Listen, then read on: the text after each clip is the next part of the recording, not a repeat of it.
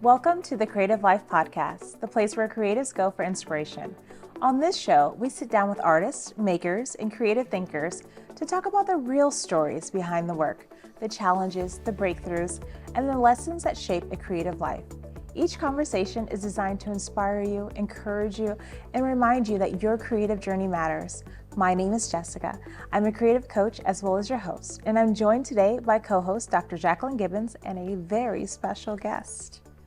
So, we are in for a treat, and I've already found a connection here. It's getting serious here, folks. Today on our show, we get to speak with Wilson Munsterman. He is an Omaha-based author and creative whose life and work are rooted in the complexities of identity, belonging, and resilience. Found as an infant on a doorstep in China, Wilson grew up carrying both the visible and invisible marks of adoption, spending years questioning his worth while navigating the quiet, often unspoken struggles many adoptees face. Today, he has transformed that pain into purpose. Wilson is the author of Marked by Adoption, a deeply personal and widely resonant book that became a #1 new release on Amazon and that has received 5-star reviews from readers around the world. His work is now recommended by adoption agencies and has been featured in national media, including KETV. Within its first year, Marked by Adoption has been added to the Omaha Public Library, the Creighton University Alumni Memorial Library, and his alma mater, Westside High School. It has also been accepted into the Library of Congress and recognized by the Nebraska legislature. Beyond writing, Wilson has testified on adoption legislation and continues to use his voice to advocate for adoptees, creating space for honest conversations and offering hope to those still finding their place in the world. Through his storytelling and creative life, Wilson invites others to see that even the deepest wounds can become a source of meaning, connection, and impact. Absolutely. And this is his wonderful book right here, Marked by Adoption. And Dr. Gibbons, how about you kick us off with the first question? Is there any possible way that you can fit what is you in 60 seconds? I think I can give it a try. Okay. So it all begins with my adoption. I was found at a doorstep. Ads ran into the paper saying, hey, we got a baby boy here. Unfortunately, nobody stepped forward. After the initial checks went to the orphanage system in China, the exact where is unknown, as times probably weren't all up to code and rules weren't followed. But at 10 months, I was adopted by my parents here. Growing up, I had a lot of struggles. I didn't know, why did it happen to me? Why wasn't I good enough to be kept? These thoughts ran my mind and put me in places that probably nobody likes to be in. And so it took me a couple months, to kind of realize that I was in, I'll say, probably a bad mental health state. And I can't, everyone thinks there's this time where you realize you can jump out of it, but it just happens. Just talking to a friend saying, hey, I'm sorry, I'm sorry, I'm not anything talk again and again. And they kind of snap at me and go, hey, we choose to be here for you. That's changed everything. That instead of looking at what I lost, I began looking at what I found, that people wanted to choose me. And so instead of, again, looking all the answers I didn't have and couldn't ever have, I started looking at, it gave me family, friends, faith, but most of all, opportunity. Then I realized that, well, I'm probably not the only one who's felt like that.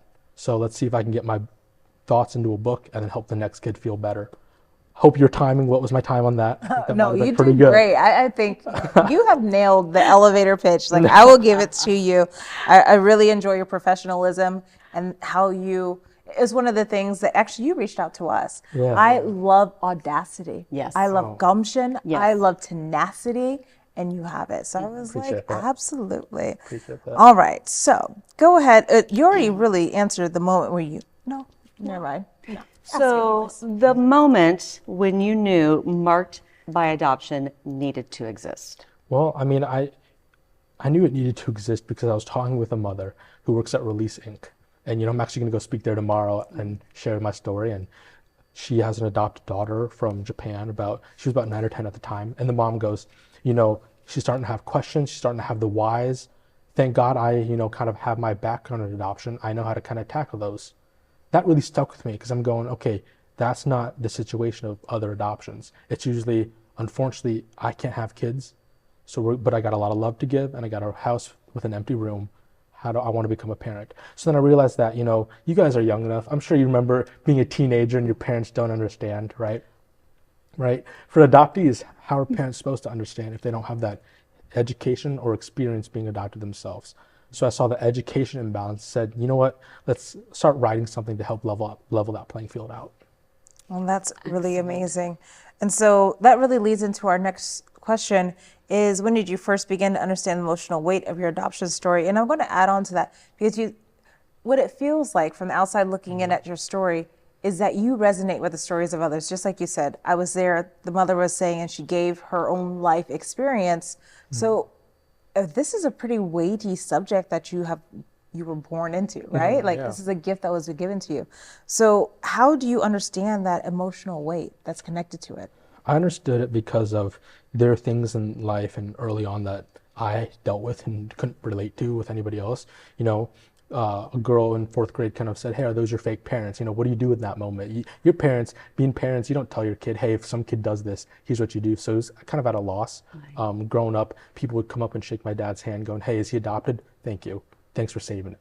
And for me, that's pretty weird. Why is that? Because to me, dad's dad, mom's mom. And so I realized that there were things that I was going to have to kind of deal with early on. And because if they weren't going to deal, if I wasn't going to deal with them, they were going to deal with me. And that's not something I wanted to have happen. And so took control of the story and been controlling it ever since. That's commendable.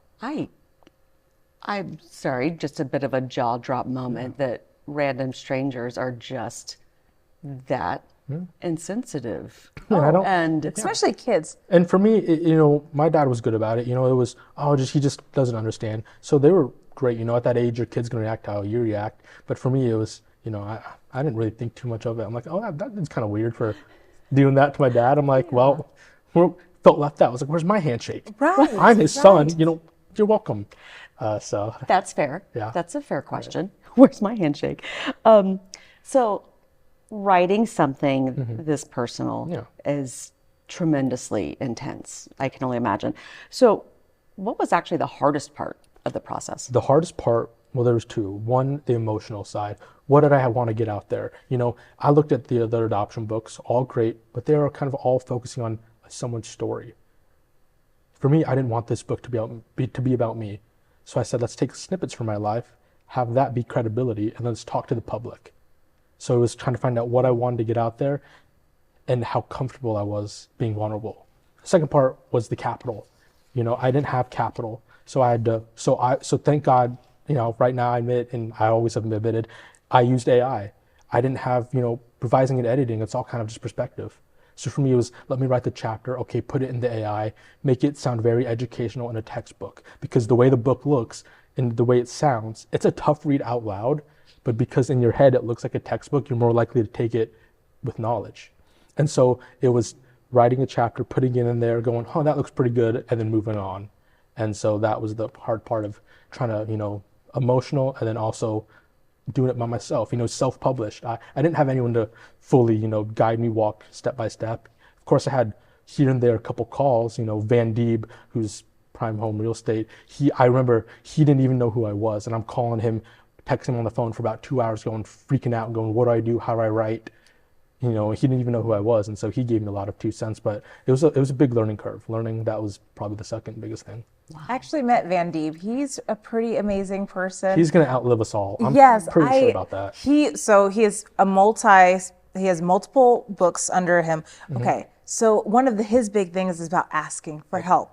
So it's very interesting that you went to the person who writes books about asking for help, and you asked him for help, like you cold called him. But before I go to the next question, you really brought up something that we haven't touched on too much, and that is the economics of being a creative. So there is a financial cost in order to do this. Sometimes it depends on how you're publishing, especially as an author. There are different collectives that you can go through. You can fundraise by pre-selling your books. You can also, if you're working with an agency, a publisher, an editor, perhaps it is a fee. There's so many different structures. But what I like about this is that you didn't allow finance to stop you to get there. Instead, you said, well, what can I optimize? And I am a tech girl through and through. And I say that AI, yes, it is a disruptor. It is a leveler. And then also in the arts, it impacts us in that you can have more voices get through. Because one of the things about publishing, especially traditional publishing, is it has cut out a lot of voices because they put so much money into their promotions and the tour. They're not going to just pick any book. I used to work for an indie publisher, so I saw so many manuscripts come through that I'm like, oh my gosh, I wish we could. But guess what? You need more work. This manuscript doesn't. And this manuscript has a defined niche population. We can do an ROI on it. I'm sorry we had to say no. But I love the fact that you brought that up and that you've also added an AI use case. And there are going to be people who say, you shouldn't do any AI, blah, blah, blah, blah, blah. But guess what? This is your art. This is your work. You get to decide. It's cool, being at Creighton, they incorporate AI into the system. And, it is going to, I think, change the way we do jobs. But I mean, I also think of it as the same thing was said about the computer, right? But when inputs can go up, outputs are then also raised. So to me, it's, it's like anything. It's how you use it that matters. And so it definitely was something where if I didn't have it, I couldn't afford it. It's thousands of dollars. And I was a college very kid expensive. trying to share my story. And so, no, it was definitely a tool. And I'm real glad it came out when it did. Yeah, it's a privilege to be able to write a book. It just the barrier to entry. It is something that as an industry we need to address. And then especially because this is a book and has personal, like you said, there's some personal snippets. So how did you decide what to share and what to keep private, especially because this is family? I'm sure there was somebody who's like, I don't want you to put that there. I don't want you to talk about that. Well, maybe. I did it bracket style. So I took about a list of like 32 things I could talk about and went head to head of which one I think is more important. It also encountered in the fact of what do I have stories to back up, right? What are the generalizations? I know that in my prologue, and that's the chapter I'm most proud of, I say that I'm only 18, 19. I'm 20 now. I don't know it all. I can only share what my life is. I've done a lot. I know a lot, but I'm always wanting to learn more. And so it was trying to figure out what can I support, what are the most generalizations that I think adoptees can relate to, but also it was what are the 10 things I want the public to know. As much as I wrote it for the adoptee, I want it for the public. Because, when you tell someone you're adopted, it's and you just don't know how to react. That shouldn't be a thing. It should be, oh, cool, great, let's move on. To me, adoption has always been just a part of me. It's not my whole thing. As I say, I'm on a podcast talking about it. But, for me, it was just, what can I back up? And what stories am I want out there? What am I okay with? There are stories in there I never told my parents happened. So they come to me like, well, what the hell, Wilson? You never told us. And so I only really answered to me because if I was going to ask anyone else, what should I put in there? What should I not put in there? It would have been their book, not mine. I respect that. Yeah, absolutely. So the response to your book has been incredible. Number one new release, agency recommendations, global 5-star reviews. So with all of that, what has surprised you the most about the response? Surprised about the ages of things. I wrote it for adoptees, but in my mind, I was only thinking about people around my age. After releasing, now I'm getting emails from people that are 40 to 60 years old, also adopted, going, hey, we didn't have this stuff growing up. Your book has kind of helped me think through some things, work through some stuff. And so that's been the biggest thing, being able to touch someone who's 2-3 times your age. That's just an incredible feeling. And then birth mothers, didn't really give them a thought. I didn't think there's no way that but I realized, well, wait a minute, they're also in adoption as much as anybody else. That child wasn't sculpted out of clay. Some woman gave birth to the child. And so getting those kind of emails and responses of, hey, you helped me believe that there's a good story. There's a lot of hate online because that's what catches views. It's now, hey, your story turned out great. Now you make me believe that my child in their loving home now can have a story like yours. So that was kind of very surprising. And then all the accomplishments, I wasn't writing this going, okay, Wilson, it's going to accomplish #1 new release. It's going to go worldwide. It's going to, make it to the Library of Congress. It's kind of like a singer releases a song. Man, I hope someone just likes this and let's get it out there. And then faith in God has just taken it more than it can even go, or I thought it could go. So. And I'll also add on that for those that are not in the Omaha area or haven't had the ability to see you speak or at public events, I will say that you take advocacy very seriously. So not only are you an author, but you're an advocate, and also you show up for community. It is one thing that I admire about you is that, so even me, I was sharing that, hey, I have a speaker. I'm like, I'm going to do a showcase in July, and you're like, give me the information because I want to show up. Yeah. But you're that kind of person, and I've seen you at other events show up for people. So I would say even beyond being an author, once again, you are a community anchor because you are there and you're advocating. And you said you're more than just adoption, and you are. Yeah. And it helps shape this whole ecosystem that you exist in. I mean, there's a lot of titles used there. I'd say through it all, I've kind of learned the only title I want is just me. That's what I just want to do. I just want to help out. Same way, you met Shannon Bingham, presented at the Eagle Feathers Literacy Festival, the first one. She's kind of the reason why I've done everything. She's the one who invited me to testify for a resolution in the Capitol when I was 17. It's a full circle moment. That same senator then reintroduced that living resolution to honor the book's accomplishments today. And I just try to emulate people who I admire, and she's one of them. And she always has told me, your impact's going to be what people say about you when you're gone. And so I just try to leave a positive impact on people I meet. Absolutely. And for those that are listening, can you talk a little bit more about your resolution? You told Dr. Gibbons and I before the show. We have a minute or two. Go ahead. Yeah. Can you share what that means to them? Because it is monumental. Yeah. So I remember that I was going down for actually Shannon Bingham's. She got Mother of the Year event and for this American Mothers Association. And the senator was the one who introduced me. Senator Rita Sanders represents Bellevue 45, and she kind of took me behind in her office and said, hey, we have a surprise for you. We introduced a living resolution to legally recognize you in the state of Nebraska for marked by adoption, your accomplishments, and what's the book's done. And, in that moment, I remember I just said, can I have a hug? Felt so stupid the next day looking about that, but I didn't know how to react. And so today we got the email, hey, it's being read. And so I'm in my finance class with headphones and listening to it. And I mean, you can't buy that feeling. It still hasn't set in. And it's an unreal feeling to, but my hope is, yes, I'm getting a lot of those impacts, and yes, I'm seeing a lot of those results, but I'm hoping somewhere I'm impacting someone and I won't ever know about it. Because I think that's also where the biggest impact comes, is when you don't hear about it. Absolutely. I have no doubt that that's already happened. I hope so. That's the goal. I read recently that some people are so quick to criticize, but so often will think something favorable or beautiful about something or someone and not share it. Mm-hmm. And so frequently that is happening to you over and over every day. Mm-hmm. And that will continue. Yep. So it's I don't take it I don't take it for granted every time I talk to somebody about the book or get a good review or talk to someone saying, hey, it really helped. It's like it's for the first time over again. It's a new audience, and so it's like I'm talking about the book for the very first time again. So it can't ever get old. That's wonderful. I love that. And then, so now that we're talking about your story and where it's going, and it is taking a life of its own, do you feel a sense of responsibility now that the story is reaching adoptees around the world? Nope. I think for me, it's if I said now, hey, yeah, I actually now feel responsible for it because it's hitting a certain mark, I don't think that's fair to myself. The responsibility I felt was, let's help the next kid. That was it. I didn't care who it was, where they're from. Let's help the next kid maybe not be stuck like I was and feel like nothing for so long.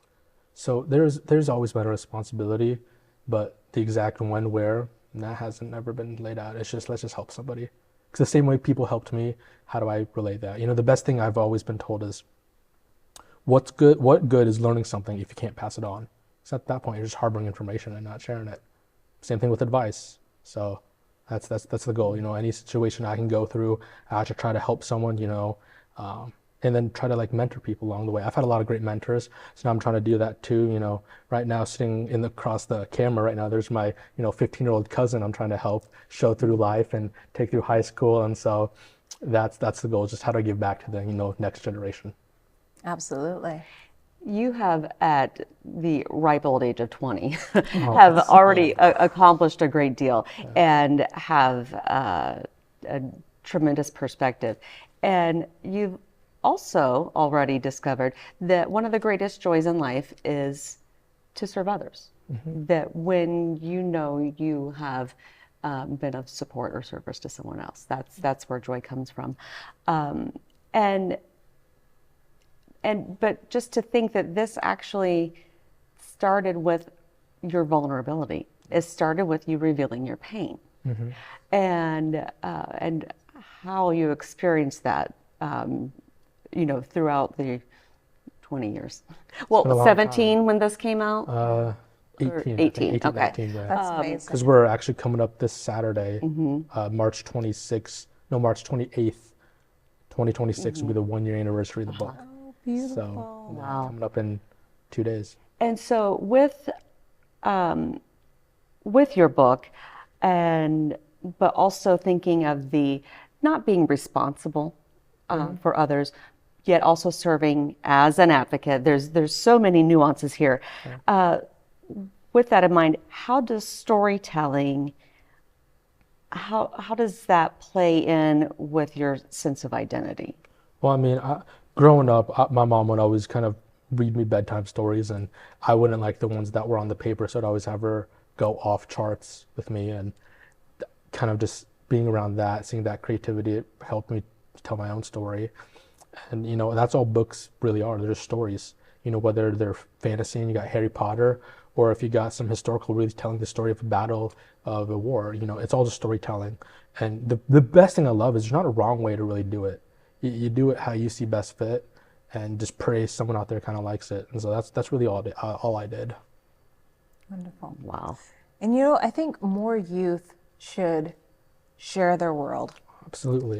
So right now there is a poetry competition going on with Nebraska writers, and they're doing their youth slam poetry.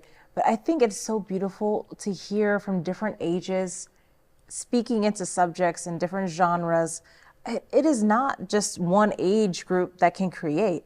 I mean, creativity has no age limits, And so I think it's beautiful that you took that and you took the time and you went to the page and you went to the computer, you went to the technology, and that you followed it through, because many people have that idea, but the execution, oh my goodness, the execution is brutal. And I'll be honest about it. There are some times when you just don't want to create anymore. Yep. And then that's when your discipline has to kick in. Oh, yeah. And that's not fun. No. We think creativity is just, Yeah, no. As I said, everyone sees the posts. Everyone, good news happens to me a lot.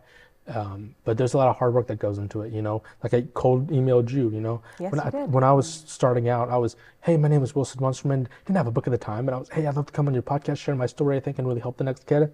Then it was, nope. Hey, come back when you have creativity. Hey, come back when you have credibility. Hey, come back. Sorry, no. And then all of a sudden, those every once in a while yeses became connections. Got the ball rolling, and then this came out. And so I'm always really grateful for people who have said yes and stuff in the past, and the people who did take a chance on me.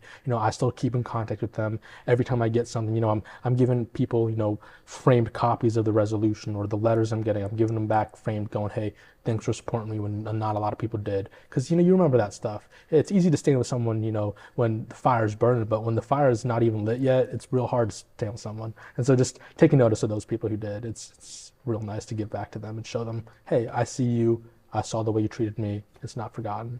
absolutely. So what's next? That's Tell the goal. us, That's the goal. you're in school, but what's next? Yeah. Are you going to corporate America, Man. public speaking circuit? I mean, what are you doing next? I got that question before I ever came out with a book. And I told them what I'm going to tell you.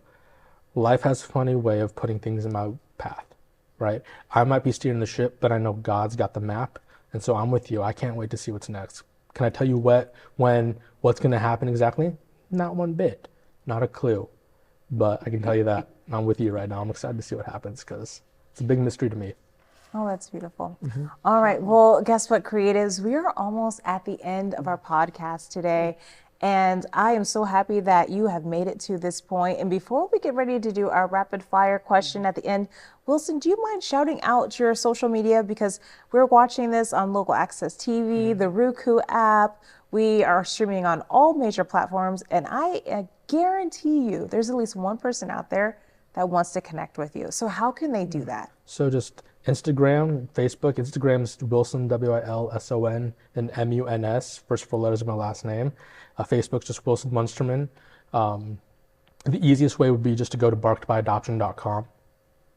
There you can learn about the book more, learn about my story, find a way to connect with me, learn a little bit, again, about everything. And then there's links to the book, to all my socials, and that's the best way.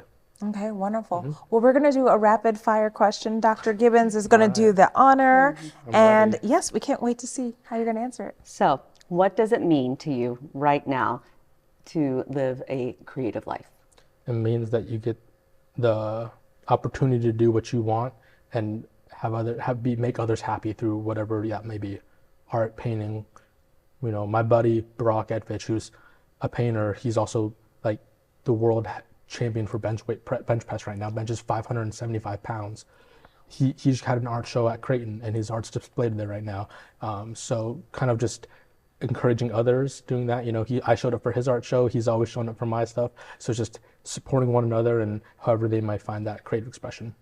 Absolutely. So that is a beautiful answer. One, you show up for community. Yep. You invite community in and you show up for community. And if you at home are watching and wondering how you can be our community, we would love for you to like, subscribe, share this with a creative, a family member that you know, and then also leave us a review. That helps people find our podcast. It really helps the algorithm know, like, hey, this is trending, and we want you to do that for us, please. And then also, guess what? We are out in the community. We are hyper-focused on Nebraska, and if you are living in Nebraska or visiting Nebraska, you want to follow us on social media because we are showing you the vibrancy of our local art scene.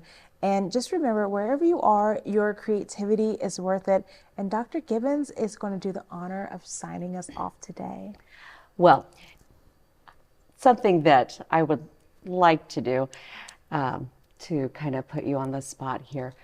A way that we have connected prior to the show is that we are mutual, huge fans of Elvis Presley. Absolutely. And I didn't know if you have a favorite quote from Elvis, maybe a line that you'd like to sing us off with? I don't know if I can sing, but there is one quote, and it's there are going to be people that don't like you. You know, the only perfect man was Jesus Christ, and they killed him, and he couldn't understand why. Because if everybody thought the same way, we'd all be driving the same car, married to the same woman, and that wouldn't work out. And that's a quote I really have aligned myself with, of that I'm going to have love, I'm going to have praise, it's going to have some hate, but that's what makes it good, is because if everybody loved me, it wouldn't mean anything. You got to have all sorts of point of views. I love it. Something else, Elvis had TCB and the lightning bolt. Taking care of business. Taking care of business in a flash. That's you. I appreciate it. That's the best compliment. Thank you.